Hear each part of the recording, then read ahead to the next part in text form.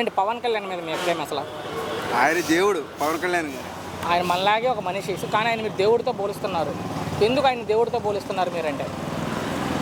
ఇప్పుడు వరకు వచ్చేసి ప్రభుత్వం ఏది అడిగినా కానీ పెండింగ్ చేసుకుంటూ వచ్చింది.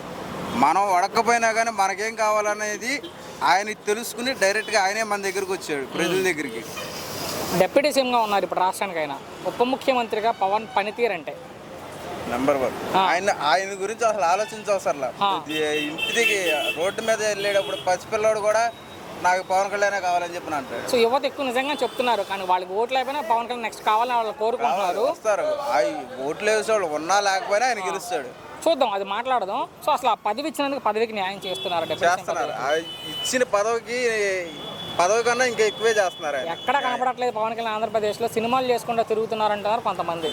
సినిమాలే. ఇప్పుడు అంతకుముందు ప్రభుత్వంలో జగన్ గారు ఇవన్నీ చేశారు కదా, ఆయనకి డబ్బులు ఎక్కడి నుంచి వచ్చినాయి? ఉన్నాయి, భారత్ సిమెంట్స్ ఉంది, వాళ్ళకి చాలా. అవును, మరి ఆయన రాజకీయాల్లో ఉన్నప్పుడు సిమెంట్ ఫ్యాక్టరీలు ఇవన్నీ దేనికి? రాజకీయం చేసుకోవచ్చు, అవన్నీ దేనికి? సాక్షి మీడియా వాళ్ళదే కదా, సాక్షి మీడియా కూడా వాళ్ళదే. అవన్నీ దేనికి? వ్యాపారం. వాళ్ళకి డబ్బులు కావాలి. వాళ్ళకి డబ్బులు కావాలంటే రాజకీయం నడపడానికి డబ్బులు కావాలి, జనాలకు డబ్బులు ఖర్చు పెట్టడానికి డబ్బులు కావాలి. ఆయన సొంత డబ్బులే ఖర్చు పెడుతున్నారు ఇప్పటికి పవన్ కళ్యాణ్. ఇప్పటికీ సొంత డబ్బులే ఖర్చు. కానీ ఎందుకు తిడుతున్నారు కొంతమంది ఆయన్ని? తిట్టేవాళ్ళు ఉంటారు. తిట్టే వాళ్ళకి ఏం చెప్తారు మీరంటే? ఒక్కరు మురుగుతా ఉంటే పట్టించుకో. చివరికి ఒకే ఒక్క మాట పవన్ కళ్యాణ్ గురించి మీ అభిప్రాయంలో ఏం చెప్తారంటే? జై జనసేన.